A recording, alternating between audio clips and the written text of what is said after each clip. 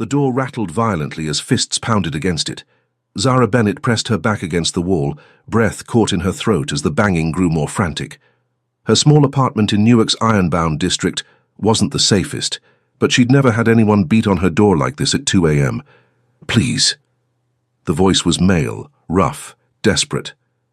"They're coming."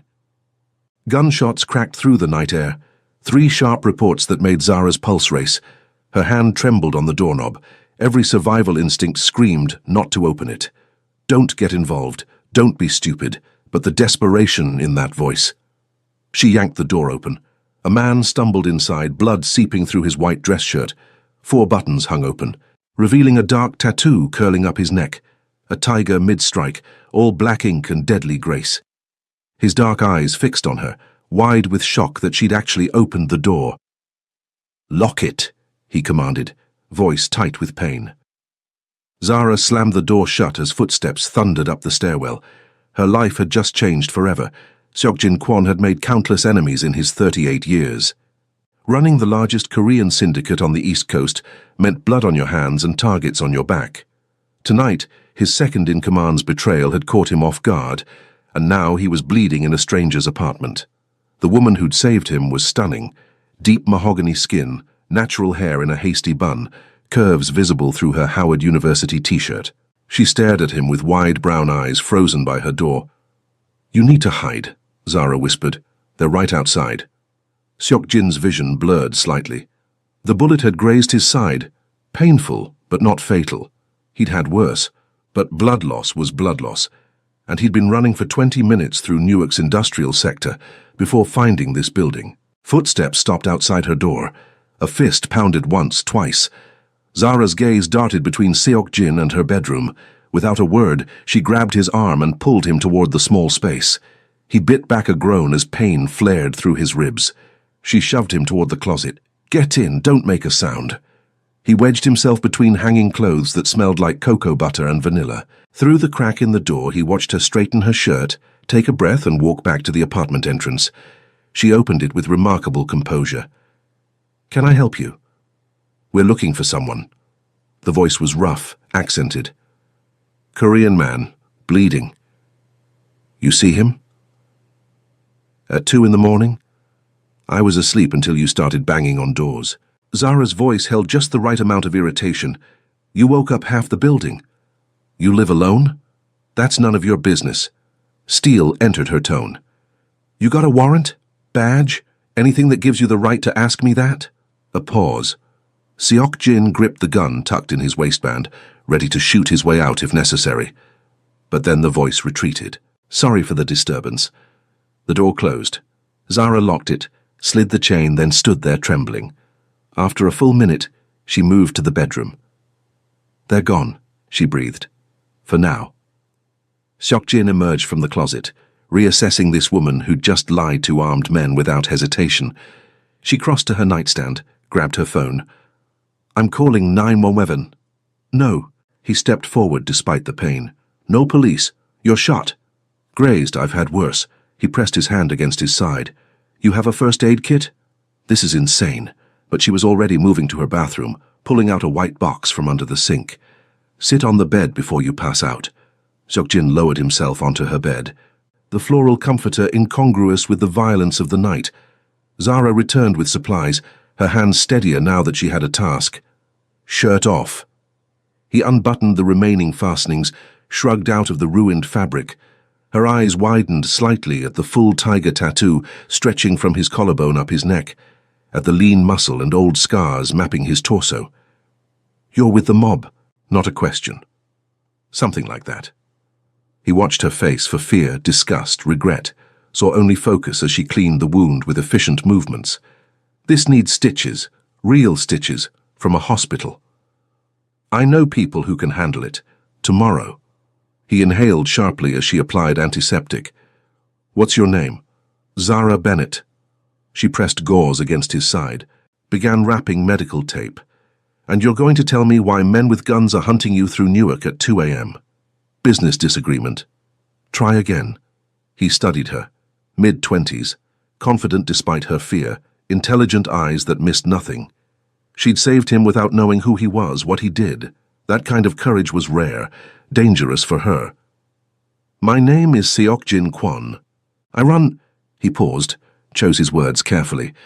I'm in charge of certain operations in this area. Tonight someone I trusted decided to remove me from that position. So a coup. She finished bandaging, stepped back. And now you're bleeding in my bedroom. Now I'm in your debt. He met her gaze directly. You saved my life. I opened a door. That's all. In this world, that's everything. Seokjin pushed to his feet, testing his balance. Stable enough. Those men will come back when they realize they didn't find a body.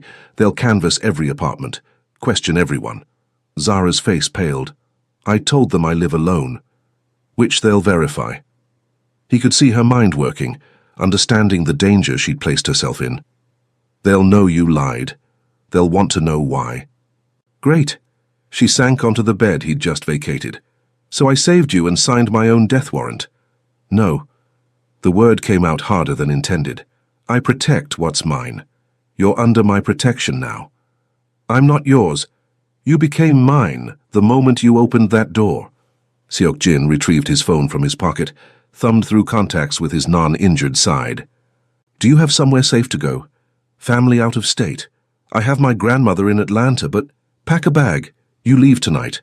I have a job, an apartment, a life. Zara stood, squared her shoulders. I'm not running because of your business problems. Those business problems will put a bullet in your head. Then I guess you better solve them quickly. She crossed her arms. I didn't save you just to abandon everything I've built here. Seokjin wanted to argue, to force her into safety, but he recognized the steel in her spine, the determination in her stance. She was terrified but refusing to show it, brave, foolish, captivating.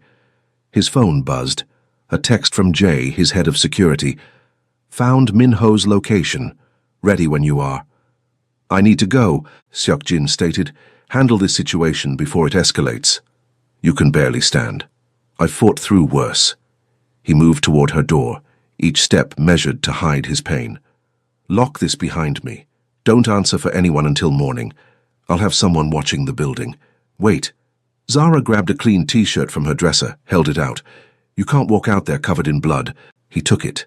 Their fingers brushed and electricity sparked between them. Her breath hitched slightly, eyes widening. Seokjin felt it too, an unwanted, inconvenient attraction to this woman who'd shown him unexpected mercy. Thank you, he murmured. Don't thank me yet. Just don't die out there. He pulled on her shirt, soft cotton that smelled like her, and slipped out into the hallway. As her door locked behind him, Seokjin made himself a promise. He would eliminate this threat, and then he would figure out what to do about Zara Bennett, the woman who'd saved his life and stolen something far more dangerous. His attention. Zara didn't sleep. By 9 a.m. her buzzer rang. Ms. Bennett. Delivery. She approached cautiously. I didn't order anything. It's from Mr. Kwon, ma'am. Zara's stomach flipped. She buzzed him up, waited by the door with her phone ready to dial 911. A young Korean man appeared, carrying multiple shopping bags and a garment bag. I'm Jay, Mr. Kwon's head of security. He bowed slightly. May I come in? She stepped aside, watched him enter her modest apartment with the same professional assessment Seokjin had shown. Jay set the bags on her kitchen counter. Mr. Kwon wanted to ensure your safety and comfort. There are clothes here since yours were damaged last night. My clothes weren't damaged. And groceries, since you'll need to stay inside today. Jay continued, as if she hadn't spoken. I'll be stationed outside your building. If you need anything, call this number. He handed her a card with a single phone number printed on it. I don't need a babysitter. You need protection. Jay's expression remained neutral but firm. The men who came here last night work for the Cheong faction. They're thorough. They will return. Zara's defiance wavered. Is Seokjin okay? Something flickered in Jay's eyes. Surprise, maybe. That she'd used his boss's first name. He's recovering. The situation has been addressed. What does that mean? It means you're safe, for now. Jay moved toward the door. Mr. Kwon will visit tonight to discuss next steps. Please, Miss Bennett, stay inside. After he left, Zara explored the bags. Designer jeans in her exact size, silk blouses, comfortable athleisure, expensive groceries, real butter, premium coffee, fresh vegetables, and in the smallest bag, Korean snacks and a note in elegant handwriting. You saved my life. Let me preserve yours. Skye. She should be angry, insulted. This was controlling, presumptuous. But underneath the irritation, something else bloomed. He'd noticed her size, her preferences. He cared whether she ate well, stayed comfortable. No one had taken care of her like this since her mother died 3 years ago. Seok-jin arrived at 8 p.m., looking nothing like the bleeding man from last night. He wore all black, dress pants, a fitted shirt with those same 4 buttons undone, revealing the tiger tattoo. His hair was styled back, face clean-shaven, moving with barely a hint of his injury. Zara opened the door before he could knock, having watched his black Mercedes pull up from her window. You should ask who it is before opening, he stated. Jay texted me you were coming. She stepped back, let him enter. The apartment seemed smaller, with his presence filling it. You look better. I heal quickly. His gaze traveled over her, lingering on the silk blouse she'd chosen from his gifts. Dark plum against her mahogany skin. It suits you. Thank you for the clothes, and the food, and the bodyguard I didn't ask for. You saved my life. This is nothing. He moved to her window, scanned the street below with practiced efficiency. The situation has been handled. Minho won't be a problem anymore. Zara didn't ask what that meant, didn't want to know. So the men looking for you have been discouraged from continuing their search. He turned back to her. But the Cheong family won't forget easily. They'll be watching for any weakness. And I'm a weakness. You're a complication. His eyes darkened. One I can't quite figure out how to resolve. You could leave me alone. Pretend last night never happened. We both know that's not an option. Seok-jin stepped closer, and Zara's breath caught. They saw this building. They'll remember the woman who answered her door. Eventually, they'll connect you to me. So what are you suggesting? I'm suggesting you let me protect you properly. His hand lifted, fingers ghosting along her jaw. The touch was light, electric. Move into a secure location. Let me ensure your safety. Until this settles. Absolutely not. Zara stepped back, breaking the contact. I'm not some damsel who needs rescuing. No. A slight smile curved his lips. You're the woman brave enough to save a stranger, foolish enough to challenge me, strong enough to refuse my help even when you need it. I don't need— Yes, you do. The smile vanished. Pride won't stop a bullet, Zara. Hearing her name in his accented English made her stomach flip. What exactly are you offering? There's a property in Jersey City, secure building, penthouse level. You'd have your own space, your own life. I'd simply ensure nothing threatens it. In exchange for what? His gaze intensified. Nothing. This isn't a transaction. This is me honoring a debt. Zara studied him, this dangerous man offering protection like it was simple, like moving her into his world wouldn't change everything. But she wasn't naive. She understood the implications. If I agree to this, she said slowly, I need ground rules. I'm not some mistress or trophy. I keep my job, my independence, my life. Agreed. And you tell me the truth. No more vague answers about business and situations. Seok-jin's jaw tightened. Some truths are dangerous. I'm already in danger. I'd rather face it informed. A long moment passed, then he nodded. Ask your questions. What do you really do? I run the Kwon family operations. Import-export on the surface. Less legal activities underneath. His honesty was surprising. Gambling, protection, information brokering. I don't touch drugs or trafficking. I have standards. You're a crime boss with ethics. I'm a second-generation immigrant trying to honor my family's legacy while surviving in a ruthless world. His expression hardened. My grandfather built this organization from nothing. My father expanded it. I'm simply maintaining what they created. By shooting people who betray you. By protecting what's mine with whatever force necessary. He stepped closer again, and this time Zara held her ground. Minho betrayed our family, sold information that could have destroyed us. That can't go unpunished. So you killed him. I eliminated a threat. No remorse in his voice. The same way I'll eliminate any threat to you. Zara should be horrified. She'd taken an oath to heal, to help. This man dealt in violence and vice. But looking into his dark eyes, she saw something else beneath the ruthlessness: loneliness, burden.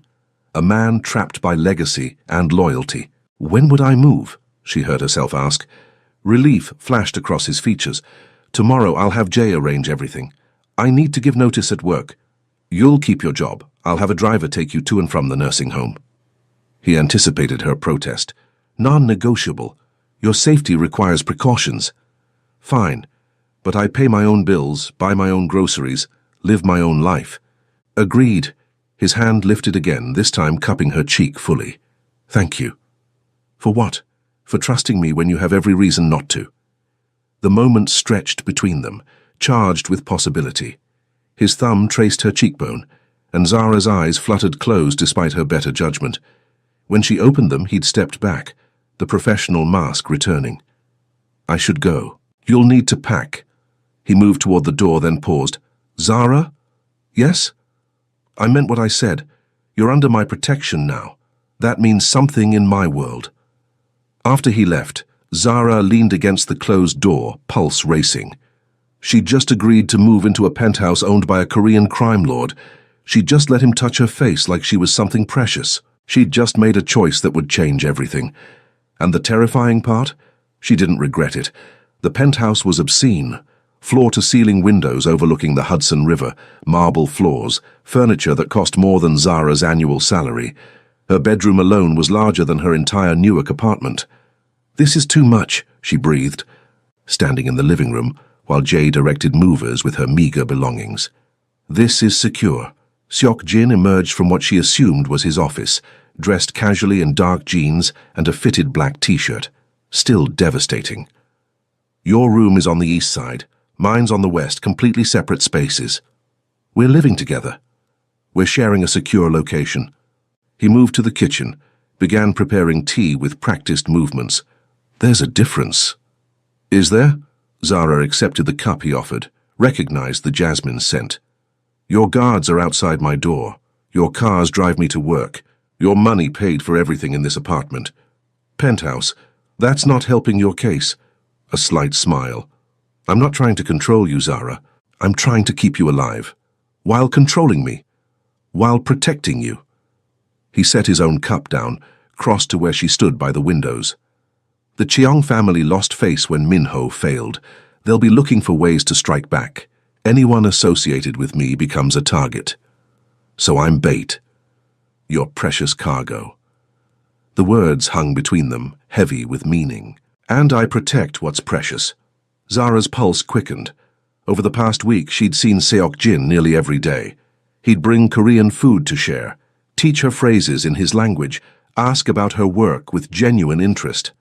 The crime lord facade would slip, revealing a man who'd been forced into this life by family obligation, who carried the weight of hundreds of employees and their families. She was falling for him, and that was dangerous. I should unpack, she murmured, needing space. Zara.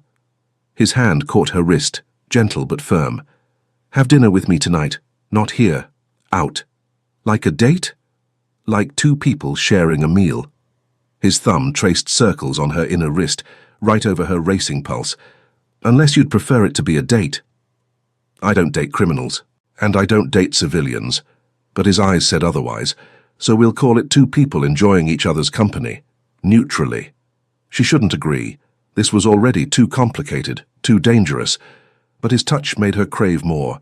His attention made her feel seen in a way she'd forgotten was possible. Where? There's a Korean restaurant in Fort Lee, family-owned, completely secure. You'll love the kimchi jjigae. I don't even know what that is. Kimchi stew, trust me. He released her wrist, stepped back. 7 p.m.? Fine, but I'm paying for my own meal. We'll see about that. The restaurant was small, intimate, filled with the scents of garlic and sesame oil. The owner greeted Seok Jin like family, his wife fussing over them both as she led them to a private room in the back. She thinks you're my girlfriend, Seok Jin translated after a rapid Korean exchange. What did you tell her? That you're someone important. He held her chair, a gesture so old-fashioned and sweet it made her chest ache. Someone I'm trying to impress. Is it working? His gaze locked with hers. You tell me. The meal was incredible. Seok-jin ordered several dishes, teaching her to wrap sesame to mix her bibimbap properly, to appreciate the complex flavors of doenjang jjigae. His grandmother had taught him to cook, he explained. Food was love in Korean culture. Tell me about your family, Zara said, savoring the kimchi pancakes. My grandfather came to America with nothing, built a small import business that grew into something larger. My father expanded it, made connections, grew the family's influence. Seok-jin's expression shadowed. They died when I was 25. Car accident. Suddenly, I was in charge of everything. That's so young. Old enough in our world. He refilled her tea. I had to prove myself quickly, make hard choices. Some I regret. Like what? Like pushing away anyone who might distract me from duty, like closing myself off from anything that might be used as weakness.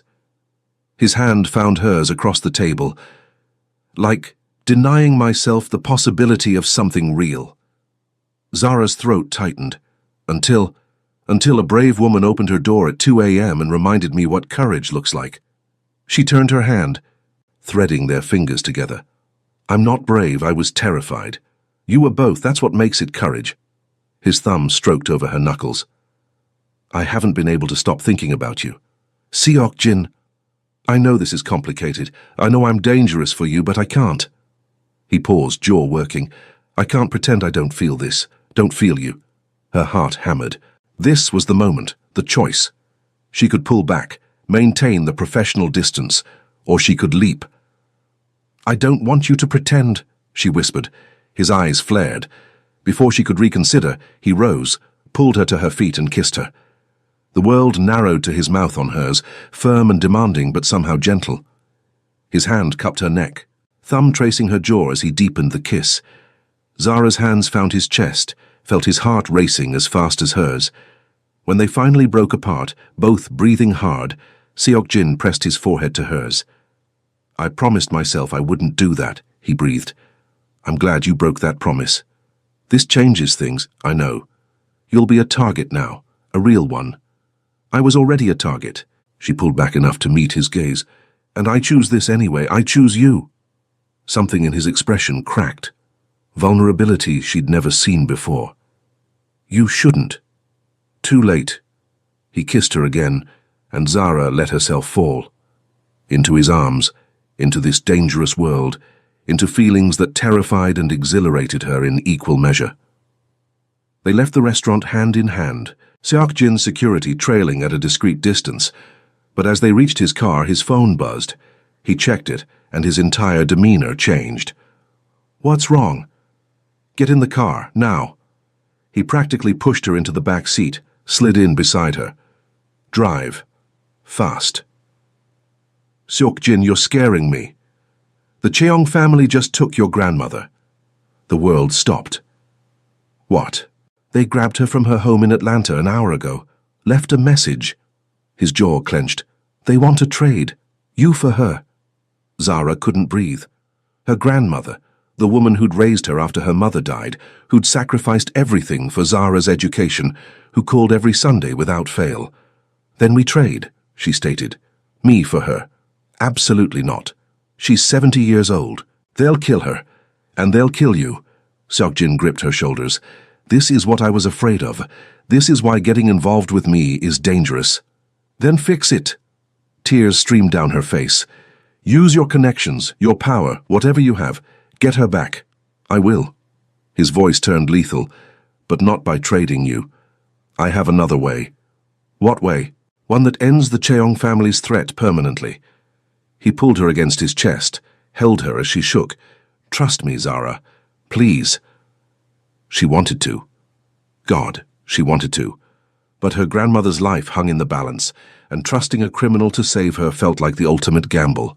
Promise me, she whispered against his shirt. Promise me she'll be okay. I promise. He tilted her face up, eyes burning with determination. You're mine now. That means your family is mine to protect, and I always protect what's mine. The next 12 hours were the longest of Zara's life. Seok Jin had locked down the penthouse, posted guards at every entrance, and disappeared into his office with Jay and several men she didn't recognize. She could hear them speaking rapid Korean, the occasional English word, hostage, location, strike team. Her phone rang at 3 a.m. Unknown number. "Don't answer it," Seok Jin commanded from the doorway. "It could be them. It could be about my grandmother. Which is exactly why I need to hear it too." He crossed to her, held out his hand. "Speaker." Zara accepted the call, hands trembling. "Hello, Ms. Bennett." The voice was male, Korean accent thick. "Your grandmother is enjoying our hospitality, for now. Let me talk to her. Let me know she's okay." A pause, then her grandmother's voice, thin with fear. "Zara, baby, don't you dare. Nana." Tears blurred Zara's vision. "I'm going to get you out." "Enough," the man returned. "You want her alive. Come alone to the address I'm texting. You have 2 hours. Bring anyone, she dies. Call police, she dies. Tell your Korean boyfriend she dies." The call ended. A text appeared with an address in Brooklyn. Zara looked at Seok Jin. "I have to go." "No." His voice was absolute. "This is a trap. They'll kill you both." "Then what do you suggest?" "Let them kill her while I hide here. I suggest you trust me." He cupped her face, forcing her to meet his eyes. "I have men at that location. I know the building. Old warehouse. Chong family uses it for interrogations. I've already deployed a team." "How?" "Because I knew they'd call. I knew they'd use her as bait." His thumbs wiped away her tears. "I've been planning this extraction since the moment I learned they took her. You should have told me. I'm telling you now." He pressed a quick, hard kiss to her lips. "Stay here. Jay will keep you safe. I'm going to get your grandmother back." "No." Zara gripped his wrists. "You could die. This could be a trap for you." "It definitely is," a grim smile. "But I'm counting on that. While they're focused on killing me, my team extracts your grandmother. That's suicide. That's strategy." He pulled away, began checking a gun she hadn't noticed before. "I've been doing this a long time, Zara. Trust me." "I trusted you before, and my grandmother got kidnapped." The words hung between them, sharp and accusatory. Seok Jin's expression shuttered. "You're right," he said quietly.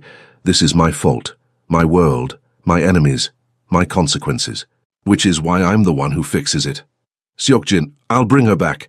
He moved toward the door, paused without turning. "And then you can decide if you still want any part of this, of me."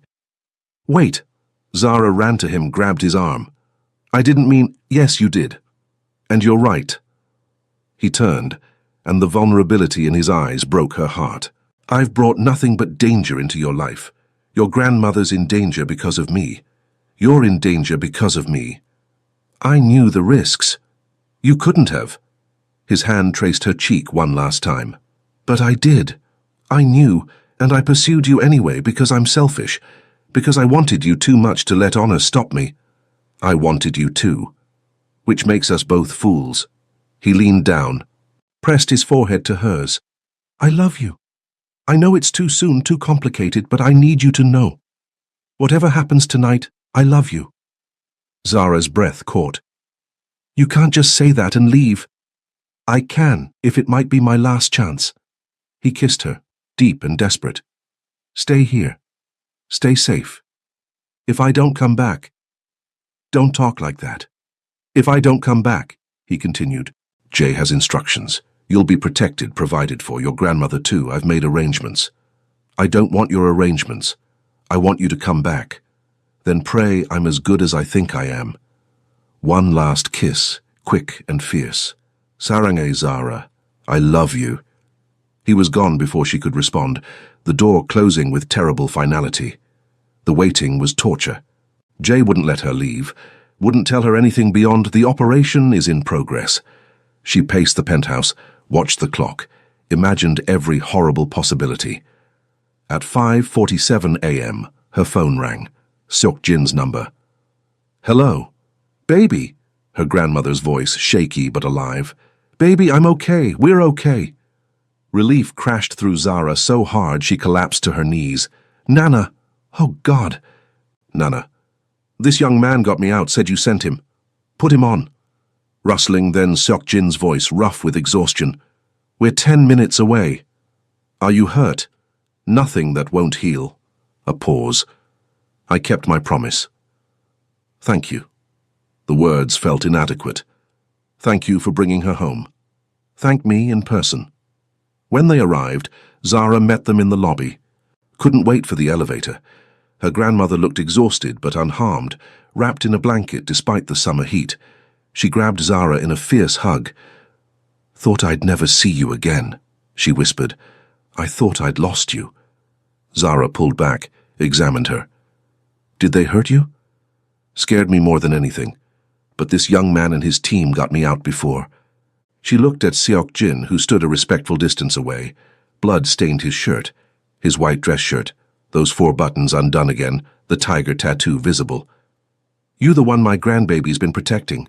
Yes, ma'am. The one who brought all this danger? Yes, ma'am. Seokjin met her gaze directly. I take full responsibility. Zara's grandmother studied him for a long moment, then surprisingly nodded. You also the one who risked your life to save mine? Yes, ma'am. Then I suppose we're even. She turned to Zara. Can we go upstairs? I need to sit down.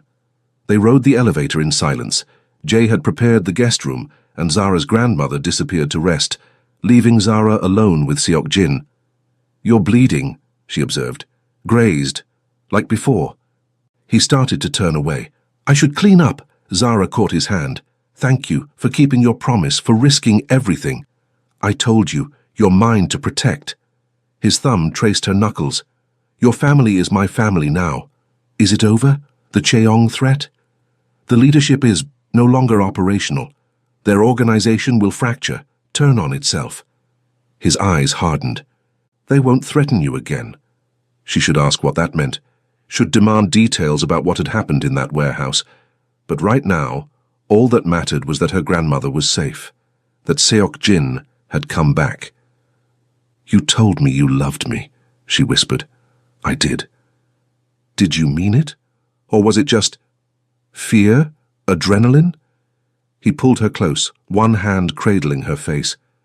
I meant every word. I love you, Zara Bennett. I love your courage, your strength, your stubborn refusal to be afraid of me. I love how you see past what I do to who I am underneath. I love you too. The words felt like jumping off a cliff. Even though you're dangerous, even though your world is violent, even though you drive me crazy with your controlling protective instincts. His lips curved. Even though. Because of all of it. She rose on her toes, kissed him. You're mine now, too. That means you don't get to run into danger without me knowing. No more sacrificial plans. I can't promise anyway. Fine. I promise to try. He kissed her again, deeper. Does this mean you're staying? You and your grandmother. Are you asking me to? I'm begging you to. His forehead pressed to hers. I know I don't deserve it. I know I've brought nothing but chaos. But I'm asking anyway.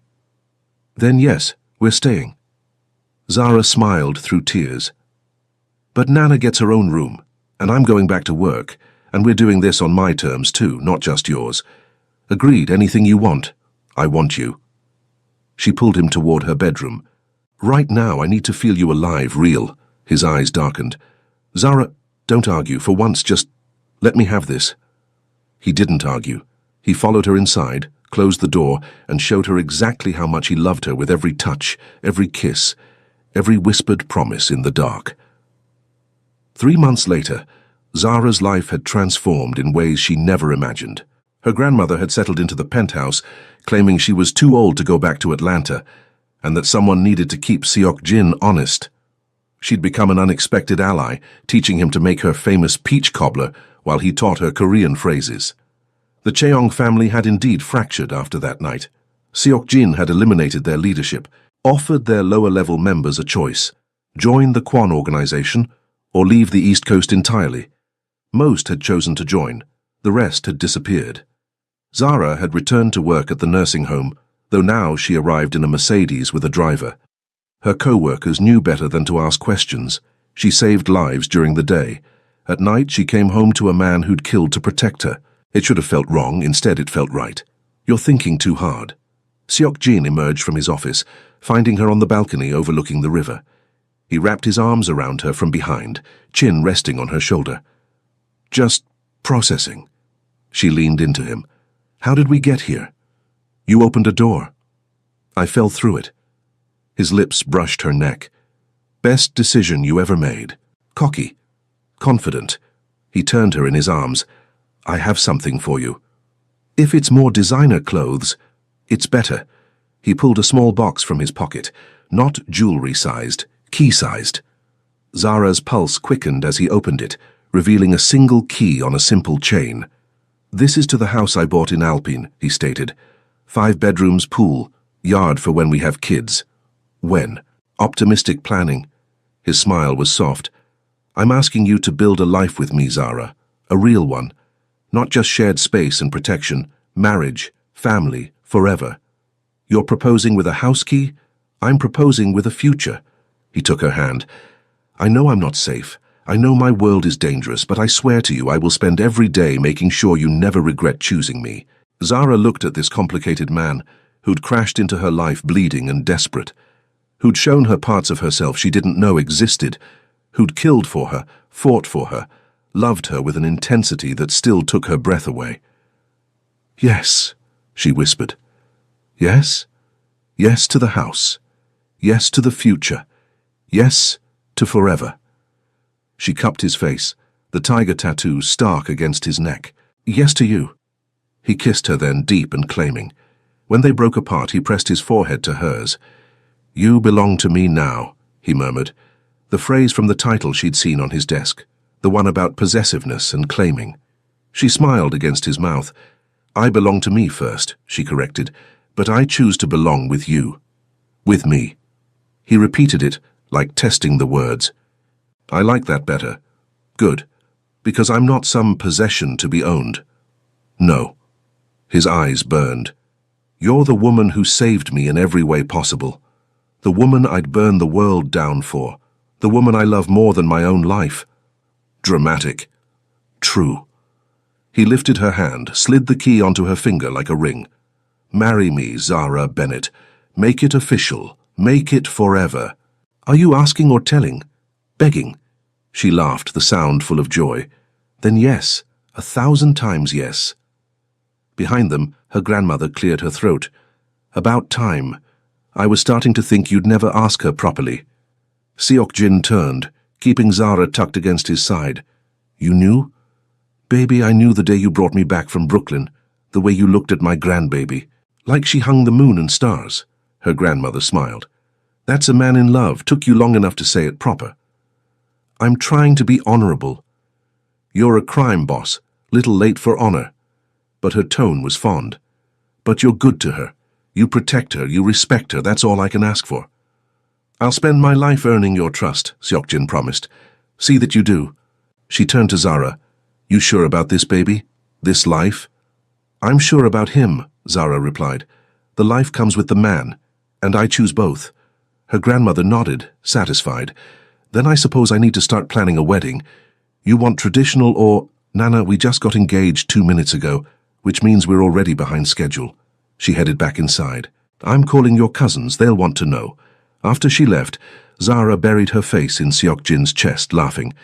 "Your life is about to get very complicated." "It got complicated the moment I knocked on your door." He tilted her face up. "Best complication I ever had." Smooth talker. Truth teller. He kissed her again, slow and sweet. "I love you. I love you too." She traced the tiger on his neck. "My dangerous, protective, surprisingly sweet crime boss. Just yours. Just mine," she agreed. And looking out over the city, wrapped in the arms of the man she'd saved and who'd saved her right back, Zara knew she'd made the right choice. It wasn't safe, it wasn't simple, but it was real. And real was better than perfect any day. 6 months later, Zara stood in front of the mirror in the Alpine house, her wedding dress a vision of white silk and lace. Her grandmother fussed with her natural hair, styled in an elegant updo with small flowers woven through. "You look beautiful, baby." "I look terrified." "That's just love, makes you crazy." Her grandmother stepped back, eyes shining. "Your mama would be so proud, even if she'd probably have some words about you marrying a criminal." Zara laughed. Probably, but she'd also see how happy he makes me. That he does. A knock at the door. That's your cue. The ceremony was small. Seok Jin's family, cousins and associates who'd become like brothers, filled one side. Zara's friends and family filled the other. Two worlds colliding, merging. When she walked down the aisle, Seok Jin's expression stole her breath. Love, wonder, possession. All of it blazing in his dark eyes. They spoke their vows in English and Korean, blending their cultures like they'd blended their lives. When the officiant pronounced them married, Seok Jin kissed her like she was oxygen and he'd been drowning. At the reception, held in their backyard under string lights, Zara's grandmother pulled her aside. "I know this isn't a traditional path," she said, "but watching you two together, that's real love. The kind that weathers storms, the kind that lasts. Because of, despite, all of it." Her grandmother squeezed her hand. "You found someone who sees all of you and loves every part. That's rare, hold on to it." Later, as they danced under the stars, Seok Jin pulled her close. "No regrets," he murmured against her ear. "Not one." She looked up at him, this man who'd become her everything. "You, only that I didn't find you sooner." He spun her gently. "I love you, Mrs. Kwon." "I love you, Mr. Kwon," she smiled. "Though professionally, I'm keeping Bennett. I'd expect nothing less." His hand traced her spine. "You're still you, that's what I love most." Around them their families celebrated, Korean and black, legal and illegal, traditional and modern, all of it messy and complicated and perfect, because love wasn't about being safe. It was about choosing someone despite the danger. It was about opening a door at 2 a.m. and changing both your lives forever. It was about a black woman who saved a Korean Mafia boss from death and the life they built together in the aftermath. And no one could have expected how beautifully it would all turn out.